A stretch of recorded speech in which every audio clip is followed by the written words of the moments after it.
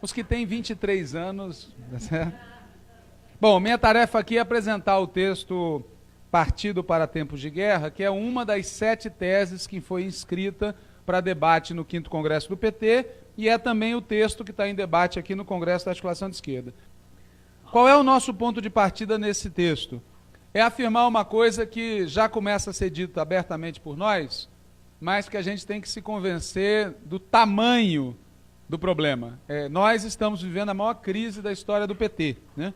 Nós estamos não só diante do risco de uma derrota, e esse risco está posto sempre na luta política, o risco de uma derrota, mas estamos postos diante do risco de uma derrota acompanhada de uma direitização geral da vida política do país e de uma desmoralização do PT.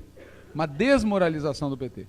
Uma derrota daquelas que pode ter um efeito traumático para a esquerda brasileira por décadas, similar àquela que o PTB e o velho Partido Comunista sofreram quando houve o golpe de 64, que como todos aqui eu acredito que lembram, não só está comemorando 51 anos, mas naquela época se dizia que não ia ocorrer porque o aparato militar do governo João Goulart e as tradições democráticas iriam impedir, né? O grave é que a gente pode sofrer essa derrota por responsabilidade nossa. Nós podemos ser derrotados por nós mesmos, né?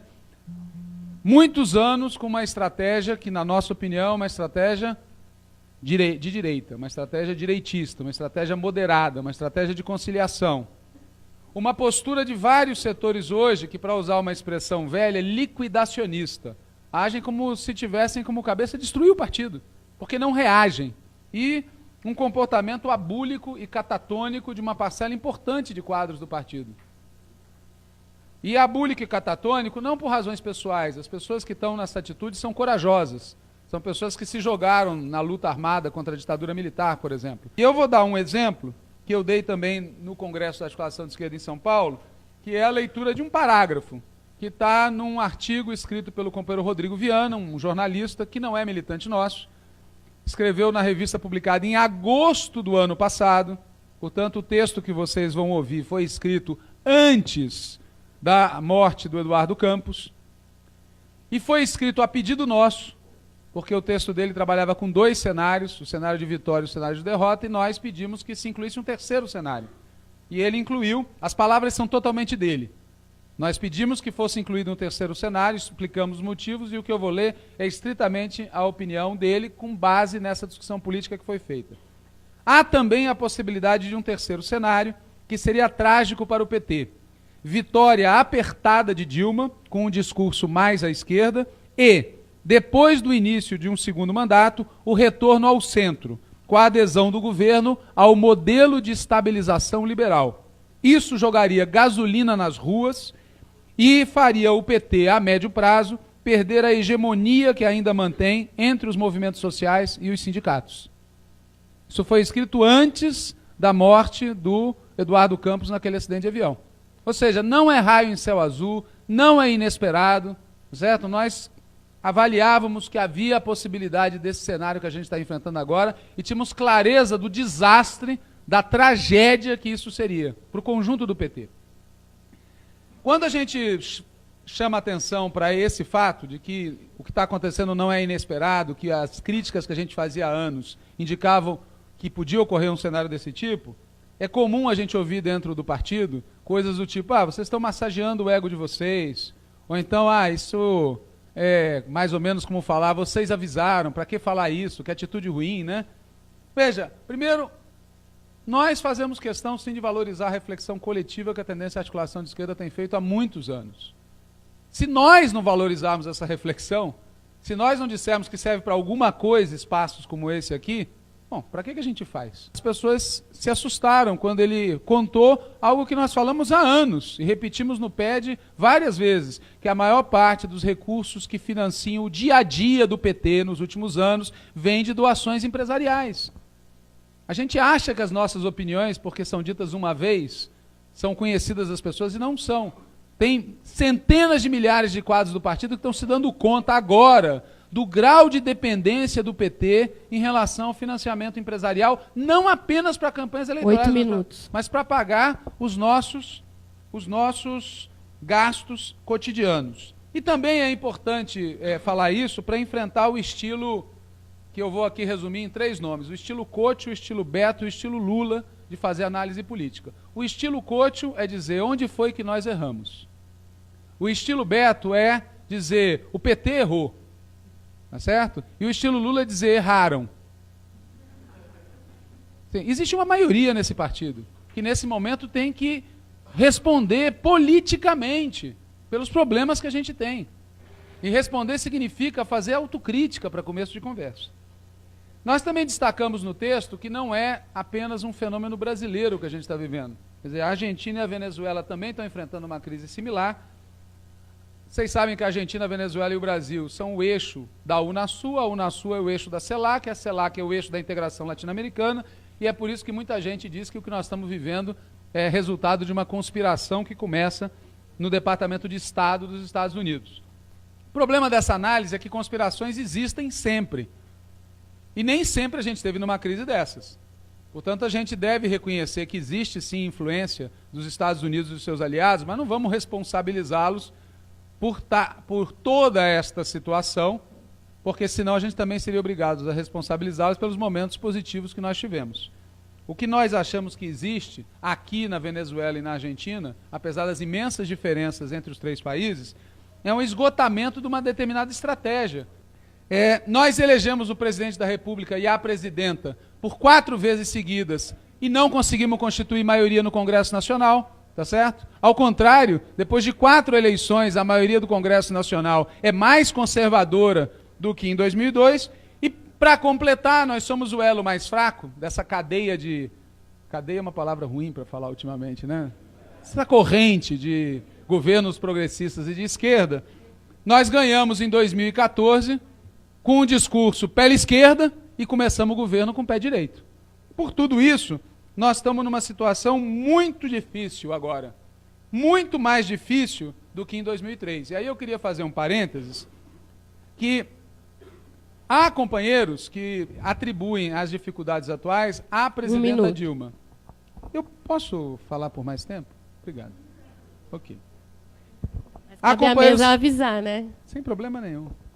Há companheiros e companheiras que atribuem as responsabilidades da situação que a gente está vivendo à companheira Dilma. E, aliás, cresce a violência sexista contra ela nesse ambiente.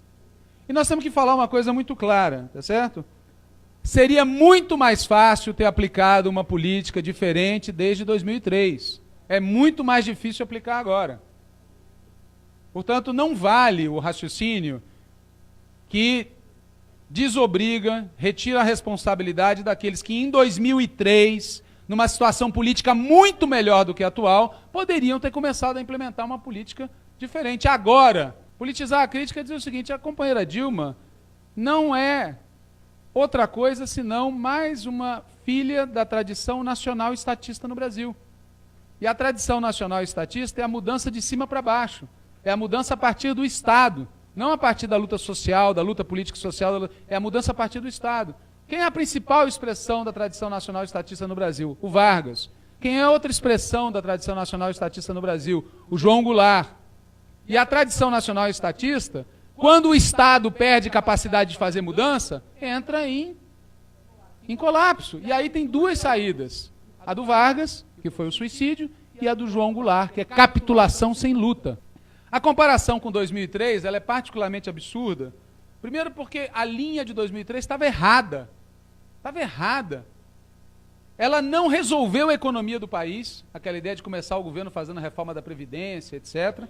Dividiu o nosso lado, e ajudou a criar a situação que desembocou em 2004 e 2005. Vamos lembrar disso.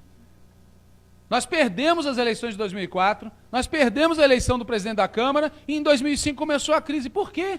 Porque nós tivemos 2 anos com aquela política do ministro da Fazenda, Palocci, e do presidente do Banco Central, Henrique Meirelles. Era a política hegemônica no governo. Deu em 2004, 2005. O Lula, do qual a gente recorda com felicidade, é aquele da inflexão que começou depois da crise de 2005. É aquele de 2006 em diante. É aquele do PAC. É outra coisa. Não é o de 2003. Agora, vamos ter claro, a diferença fundamental entre agora e 2003 é que é política. Em 2013 nós tínhamos gordura para queimar, tínhamos gordura para errar. Agora, qual é o tamanho da nossa gordura? Mas nós ganhamos na defensiva, nós ganhamos no susto, né? Por isso o Carlos Henrique Árabe, a quem eu não tive o imenso prazer de ouvir, mas eu ouvi os relatos da fala dele, está errado quando acusa a CUT de economicismo, quando acusa a pauta da CUT de economicismo, quando acusa aqueles que questionam o que está acontecendo de economicismo. A nossa crítica é fundamentalmente política. Medidas que fazem a população pobre pagar o ajuste e dividem o nosso lado nesse momento são suicídio. Como disse o Rodrigo numa frase genial, é a mais nova tendência do PT, a tendência suicida. E é bom dizer que as medidas provisórias não são economia. As medidas provisórias são expressão de um governo que está com torcicolo, um governo que só olha para um lado. E não é só na economia. Quando os nossos ministros vão à televisão, depois da manifestação do dia 15, eles só olham para um lado. Depois ela tentou girar. A luta que foi travada no segundo ano de governo contra o capital financeiro foi uma luta que não foi valorizada adequadamente pelo conjunto do partido, mas foi uma tentativa de girar a política, mas sem sucesso. E o governo inteiro, o primeiro mandato inteiro da companheira Dilma foi marcado por um conflito de dois caminhos. Um caminho pode ser expresso por essa batalha contra o capital financeiro e pela lei da partilha. O outro caminho pode ser simbolizado pelas concessões e pelas desonerações. São os dois caminhos.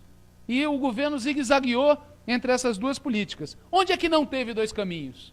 Na economia teve, não teve na política. Nesse sentido, inclusive, é impressionante, de novo, que a companheira Dilma insista tanto naquele discurso de que queremos fazer um país de classe média. Só dá para entender isso por ela ser da tradição nacional estatista, que acha que está acima das classes, como a classe média acha, tá certo? Está acima. Ela reproduz isso, quando na vida real não é só que a gente são trabalhadores, mas é que os setores médios estão operando contra nós, e dizer que a gente quer construir um país com esses setores é um discurso sem nexo. Nós apontamos essa situação em 2005, em 2007, 2009, 2013, e qual foi a atitude da cúpula do nosso partido, da maioria, tá certo, da direção do nosso partido. Ironicamente, ano a ano, cresceu o setor da maioria do partido que reconhece que nós temos razão. Se vocês perguntarem, está sendo gravado e não vejo problema nenhum em falar, se vocês perguntarem para o companheiro Rui Falcão se ele tem acordo com o que acabou de ser dito aqui desde o início, ele vai ter uma grande dose de acordo. E incluíram na sua pauta o impeachment, né? Quais são os cenários para a direita? É importante a gente ter claro isso. O cenário A deles é impeachment já. Tem um setor da direita, um setor que a gente tem chamado de setor venezuelano da direita, que quer o impeachment já. Qual é o problema do impeachment já? É que impeachment já é eleição, nova eleição. Por isso, impeachment já tem que ser acompanhado por prisão para grande parte dos dirigentes do PT, inviabilizar o PT, impedir a esquerda de ter candidato nas eleições antecipadas. Esse é o problema. Plano B, nos impor uma derrota em 2016 para legitimar democraticamente e, em seguida, impeachment com o vice-presidente da República assumindo, que é o sonho dourado, tá certo, de muita gente. Porque aí não tem novas eleições. E o terceiro cenário é nos impor uma derrota em 2018. O nosso, evidentemente, é impedir que eles consigam fazer isso agora, manter os nossos espaços em 2016 e ganhar mais uma vez em 2018. Nós queremos deixar isso claro porque nós não compartilhamos a ideia que o Lula tem expressa em vários locais, que é, na nossa opinião, ambígua, para dizer o mínimo. Não dá para, ao mesmo tempo, dizer mobilizem-se e Dilma aprove as medidas provisórias. Não é possível. Essa política ela não tem futuro algum. Nós temos que ter uma política clara sobre isso. As medidas provisórias são erradas, devem ser retiradas, elas estão equivocadas no princípio, porque elas não são capazes, como foi demonstrado ontem por várias pessoas, nem mesmo de resolver o problema fiscal. Encerro dizendo o seguinte, nós criamos nesses anos todos o mau hábito de dizer a verdade para nós mesmos. E esse é um mau hábito que a gente deve continuar cultivando, tá certo? Então, assim, nós temos que saber que as chances de reverter esse cenário são pequenas. E nós temos que dizer isso para as pessoas. Nós estamos numa situação em que a chance de reverter o cenário é muito pequena. Por quê? Porque é muito possível derrotar a direita sem o governo. Certamente é possível derrotar a direita com o governo, mas é impossível derrotar a direita se o governo trabalha contra nós.